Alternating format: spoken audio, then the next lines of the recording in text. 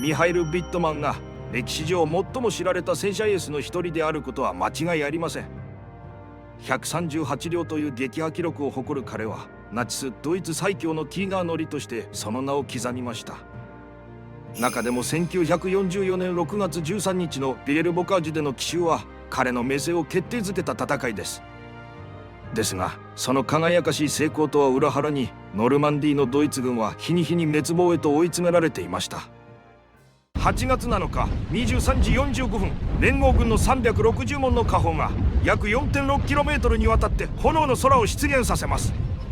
ノルマンディーで執拗な抵抗を続けるドイツ軍に最後の一撃を加えるべく連合軍はトータライズ作戦を発動したのです。この作戦はカナダ軍屈指の名将ガイ・シモンズ中将により考案された画期的なものでした。従来強固な防御陣地を突破する際の方法は次のようなものでした。まず何時間もかけて大量の砲弾を敵陣地に撃ち込む準備砲撃で敵の防御施設や兵士を消耗させます。砲撃が終わってから歩兵が戦車に続いてゆっくりと前進し、残った敵を一つ一つ掃討していくという流れです。これは非常に時間と犠牲のかかるものでした。特に今回の作戦地域一帯のような遮蔽物のない場所を歩兵が徒歩で進む場合、大きな損害が予想されます。これに対しトータライズ作戦は次のようなものです。まず夜の闇に紛れていきなり攻撃を開始。それと同時に歩兵を乗せた装甲兵員輸送車を敵陣の奥深くへと一気に浸透させます。この大量投入された車両はカンガルーと呼ばれ、歩兵を安全かつ迅速に運ぶことを可能にしました。さらに移動弾幕射撃は途切れることなく続き、120秒ごとに着弾点を180メートルずつ南へと移動させます。その直後カンガルーがピタリと両隊の精密なスケジュールです。しかしこの作戦は画期的である分リスクも大きかったのです。夜間の進撃に加え数百の装甲車両が巻き上げる8月の乾いた土ぼこり。ある連合軍将校は次のように回想します。混乱は筆舌に尽くしがたい。盲人が盲人を率いているようだった。ですが結局トータライズ作戦の第一段階は驚異的な成功を収めました。連合軍側の損害は信じがたいほど軽微だったのです。その一方ドイツ軍の第一防御線は完全に崩壊し、翌日正午までには実に 6km まで食い込まれていました。その時鳴り響いていた砲声が突如として途絶えます。死と硝煙の匂いだけが色濃く残る戦場に束の間の不気味な静寂が訪れました。丘の上から視察した第 12SS 装甲師団ヒトラーユーゲントの師団長クルト・マイヤーは首をかしげます。連合軍の戦車が大地を埋め尽くしているというのに攻撃が始まる気配はありません。なぜ動か今この瞬間に全戦力を投じられれば我々はひとたまりもないだろうに。ただし連合軍にとってはこれは予定通りの小休止でした。トータライズ作戦の第2段階へ移行するための再配置と補給を行っていたのです。次のフェーズは大規模な爆撃と機甲師団による総突撃。それが発動されればドイツ軍の戦線は崩壊し、第7軍は完全に包囲されることになるでしょう。ですが破局に至るまでにはなおわずかな隙間がありました。数日のうちに到着するはずの増援、そこまで持ちこたえることができれば、いやそれにすがるしかないのです。今こうしている間にも敵の総攻撃が始まるかもしれないのですから、連合軍戦車の進撃を食い止めよう。その命が一人の男に下ります。ミハイル・ビットマンです。ビレル・ボカージュで成し遂げたように奇襲によって敵を混乱の渦に陥れ、敵の攻勢開始を遅らせる伝説の再現が求められたわけですが、キーガーとはそもそもそのためにいるようなものでもありました。そのことを象徴する逸話としてヒトラーは次のようにこうもしたと言います。キーガーの一個大隊は一個師団に値する。もちろんヒトラー個人のキーガーへの過大な期待を割り引いて考える必要はありますが、キーガーを配備された重戦車大隊は戦線の危機を救う火消し部隊と考えられていました。しかし神話は過酷な現実の前に色あせていました。確かに D デー以前の1944年6月1日時点ではビットマンが所属する第 101SS 戦車大隊は定数通りの45両のティーガーを保有していました。ですがこの8月8日、ビットマンが最後の反撃に率いることができたのは満身創痍のティーガーわずか8両に過ぎなかったのです。対する敵は300両。戦術的には狂気の沙汰であり、もはや自殺行為に等しいものでした。もっともこの時のビットマンは直々に出撃する必要はなかったのです。彼はすでに大尉に昇進しており、むしろ安全な指揮所で指揮を執るのが彼の仕事でした。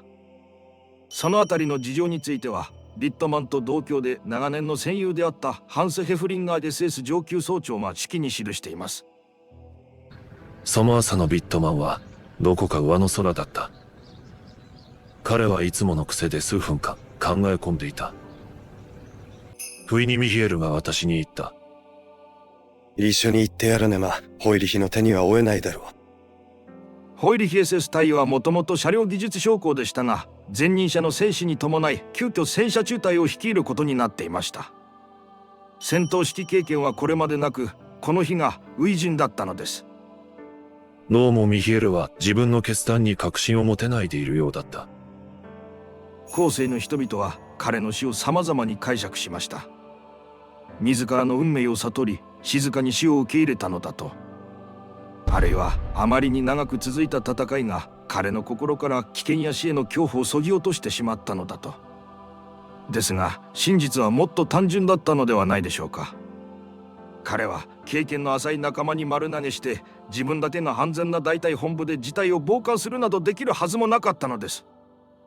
ビットマンはそういう男でした。国民的英雄となった彼は戦車隊学校の教官という安全な地位を提示されてもそれを拒否してノルマンディーの自分の中隊に戻ったのです。マイヤーとビットマンが攻撃直前の打ち合わせをしている最中に目標を示す連合軍の戦闘機が上空に現れました。爆撃が目前に迫っている合図であり、もはや一刻の猶予もありません。昨夜のトータライズ作戦の第一段階は戦場の地図を一夜にして塗り替えていました。どこまでが味方の戦線でどこからが敵の牙城なのか、これから進む道のどこに死神が潜みティーガーを待ち構えるのか、偵察に割く時間は残されていません。マイヤーは非常な一言を告げるしかありませんでした。直ちに反撃せよ。もう一度ミハイル・ビットマンと握手を交わし、状況が極めて深刻であることを念押しした。善良なるミハイルはあの少年のような笑顔を私に向けティーガーに乗り込んだ。彼の餌食となった敵戦車は138両。彼はこの数字をさらに伸ばすのか、それとも今度こそ彼自身が餌食となるのか。ビットマンはもやに紛れて出撃しました。わずか8両のティーガーで300両の連合軍戦車に立ち向かったのです。やがて私たちは出発した。ミヒエルは国道の右側、私は左側だった。4両の両者がミヒエルに続く。それに随伴する装甲敵弾兵、そしてビットマンが気にかけていたホイリヒのティーガーは少し遅れて最後尾に続いていました。進撃はすぐさま激しい砲火にさらされます。ビットマンらは 1800 メートルの射程でこうし、瞬く間にカナダ軍のシャーマン戦車を数両撃破しました。しかし随伴していた装甲敵弾兵は壊滅的な被害を受け、後退を余儀なくされます。歩兵の支援なくして戦車がいかに脆弱な存在となるか、ビットマンは痛いほど知っていたことでしょう。その森に気づいたのはゴームニル集落を抜けた直後でした。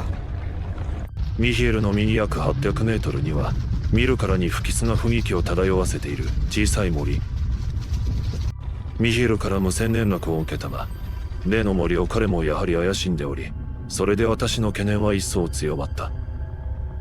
その森は実際には果樹園でした。こうした対戦車砲が潜伏する絶好の場所はビットマンが常に忌避してきた地形です。しかしビットマンの不安は最悪の形で裏切られていました。そこに潜んでいたのは対戦車砲どころではありません。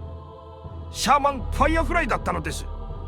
いいか、視点を変えてこの場所に潜んでいたイギリス陸軍第一農産プトーシャヨーマンリー連隊の指揮を執っていたボードマン隊の階装です。驚いた。ティーガー部隊の指揮官が部下を率いて格好の標的となってくれたか。それらのティーガーは我々が布陣する果樹園の正面で見事にその横腹を露呈した。ヘフリンガーの指揮が証明するように、ビットマンの意識は確かに右側の森へと向けられていました。本来であればその危険な領域の索敵は随伴する装甲敵弾兵の役目です。ですが彼らはもういません。口径 76.2 ミリの17ポンド砲を搭載したファイアフライはティーガーのような重装甲のドイツ製車に対処するためのイギリスの回答でした。威力だけを考慮すると1000メートルの距離からティーガーの装甲を撃ち抜くことが可能でしたが、命中精度を考えるともう少し引きつける必要があります。見える、敵が見えるぞ。まだだエキンズ。800ヤード切るまで待て。ファイアフライは息を殺し果樹園の端へと忍び寄ります。ですがリットマンの命を狙う死神はまだいました。彼が気にしていた右側の反対左側にも血の罠は潜んでいたのです。ボームニル集落の上官、その堅牢な石垣の影、そこにはカナダ陸軍シェルブルック・フージリア連隊のファイアフライが息を潜めていました。彼らは石壁の一部を撃ち抜き、そこから砲身を突き出していたのです。ドイツ軍の戦車部隊が接近してくるのを確認しても指揮官は制し続けていました。まだだ待て。さらに彼らの後方にもファイアフライを擁する部隊がありました。丘の上に陣取るイギリス陸軍王立装甲軍団第144連隊です。あまりにも残酷なファイアフライキルゾーン。死の罠は今まさに閉じようとしていたのです。間もなく私たちは対戦車砲の猛烈な射撃を受けた。すぐにミヒエルから連絡が入った。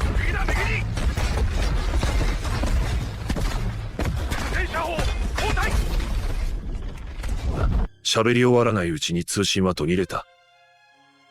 私は無線で彼に呼びかけた。応答はない。その刹那、私のティーガーも凄まじい一撃を食らった。車内は瞬く間に灼熱の地獄と化し、私は乗員に脱出を命じるしかなかった。頬で続いていたラーベーセス大尉はビットマン夫人に宛てた手紙にその瞬間を次のように綴りました。私はミヒエルの戦車に近づこうとしました。ところがあと250、300メートルというところで彼の戦車から炎が吹き出したかと思うと応答が宙に飛び地面に転がるのを目撃することになったのです。ティーガーは砲塔だけで重量が約11トンに達します。それだけの重みの砲塔が吹き飛ぶほどの衝撃。まず間違いなく被弾と同時に戦闘室へ流れ込んだ燃える燃料が満載された弾薬を誘爆させたのでしょう。仲間たちは一縷の望みを捨てきれませんでした。遅れて進んでいたため難を逃れたホイリヒのティーガーが決死の覚悟で近づこうと試みます。しかし敵の砲火は嵐のように激しくあらゆる接近を拒みます。英雄のティーガーはついに戦場に位置されたのです。この惨劇が起きた時刻を私は決して忘れない。12時55分、山東付近ファレース街道でのことだ。ミハイル・ビットマン戦士、その方はのびのごとく駆け巡ります。そんなバカな。ほんの数時間前彼はここにいたじゃないか。ノルマンディーの小さな屋敷に置かれた大隊本部では打ちひしがれた男たちがただ焦然と座っていました。いや違う、ビットマンは生きているのではないか。誰かがすがるように口にしたその望みも日を追うごとに無残に裏切られていきます。8月16日、ミハイル・ビットマンは公式に行方不明と認定。結局一人の英雄主は全体の戦況には影響を与えませんでした。ビットマンの死とは無関係にトータライズ作戦の第2段階は連合軍の連度の未熟さや味方爆撃機による誤爆により攻撃が停滞。しかし歴史の歯車は止まりません。北に対峙していたイギリス、カナダ、ポーランド軍に加え南からもアメリカ軍が迫り、ノルマンディーのドイツ軍主力は攻撃される形となりました。これによりファレーズポケットと呼ばれる巨大な地獄の釜が完成します。約4万人がかろうじて脱出に成功した一方で1万が戦死、6万が捕虜となりました。パリが解放されたのは8月25日、ビットマンの死から17日後のことです。さて、誰がナチスの戦車エースビットマンを仕留めたのかは欧米では人気の歴史の謎の一つとなりました。